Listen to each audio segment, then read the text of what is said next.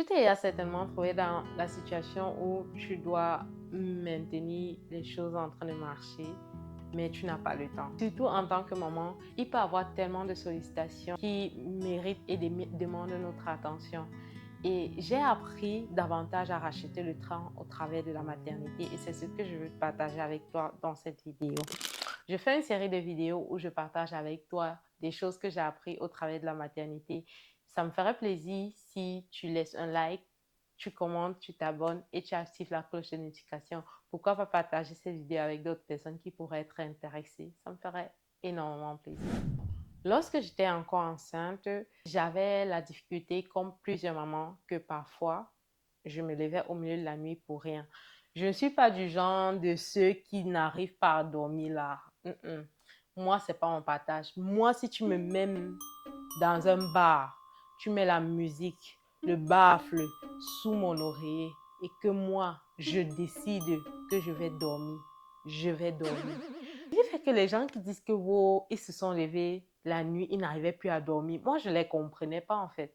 Jusqu'à ce que la grossesse. Je me lève la nuit à 2 heures, le sommeil est parti. Je me dis, oh non, tu fais pipi, tu te recouches. Je ferme les yeux, rien ne vient. Je referme, rien ne vient. Je reste là comme ça 1 heure de temps, j'attends le sommeil. C'est là que j'ai compris que maman, ma vie a changé. Je ne dormais plus comme avant en fait et c'était vraiment difficile pour moi déjà dès le départ parce que c'est genre je restais au lit comme ça jusqu'au petit matin. Je me rappelle un moment je dormais, je me levais vers 2 heures comme ça jusqu'à 5 heures. Et moi, c'est vers 6h30 qu'on se lève, 6h, 6h30 qu'on se lève pour faire la méditation. Et du coup, c'était difficile pour moi en fait de pouvoir faire ça et gérer encore avec la journée. J'ai appris à racheter le temps. J'ai dû apprendre à racheter le temps dès ce moment-là. Ce que je faisais et que je veux partager avec toi, c'était que si je me levais à 2 heures, je me couche, j'attends 10 minutes, je ne m'endors pas, je me lève, je pars méditer, je lis la Bible, je prie, bref. Je fais ce que j'étais supposée faire le matin à 6 heures.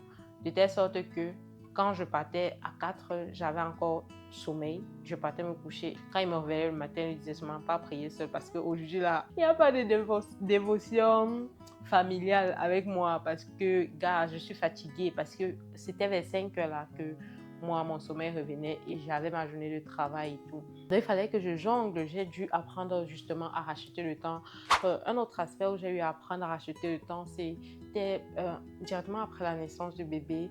C'était genre les premières semaines comme ça où toi en tant que maman tu es fatiguée, en tout cas moi en tant que maman j'étais fatiguée, j'essayais de suivre quoi.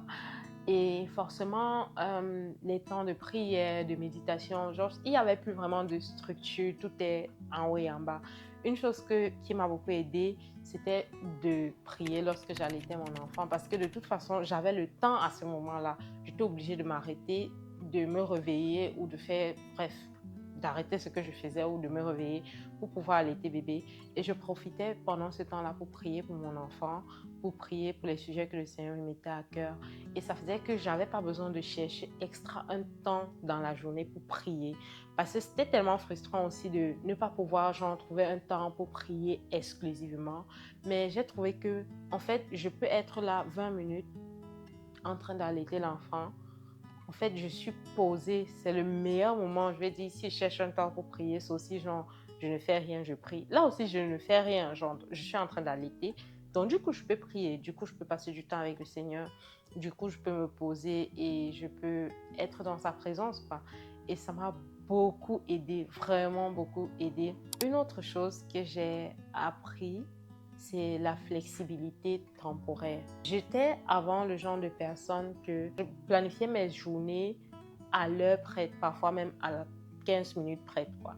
Et j'avais parfois mes carnets, je disais, ok, j'étudie à telle heure, je fais une pause après 50 minutes, je fais 5 minutes de pause, j'étudie avec le système Pomodoro et ça m'aidait beaucoup à structurer mes journées.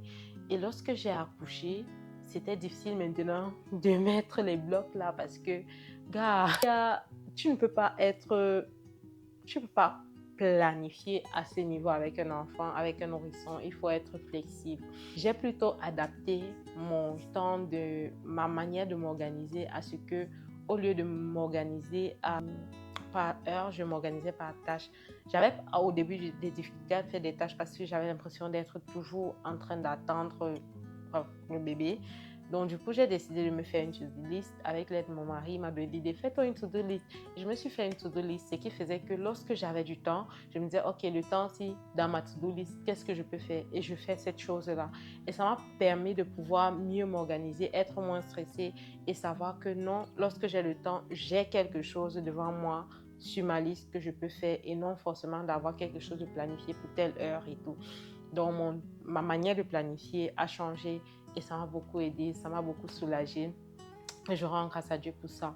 Donc, ça, c'est trois points où j'ai appris à racheter le temps en essayant de faire les choses différemment. La nuit, si je n'arrive pas à dormir, je prie pour mon bébé et tout. Pendant que j'allais, je prends un temps pour prier, je prie pour mon bébé et également mes to-do de façon flexible en fait.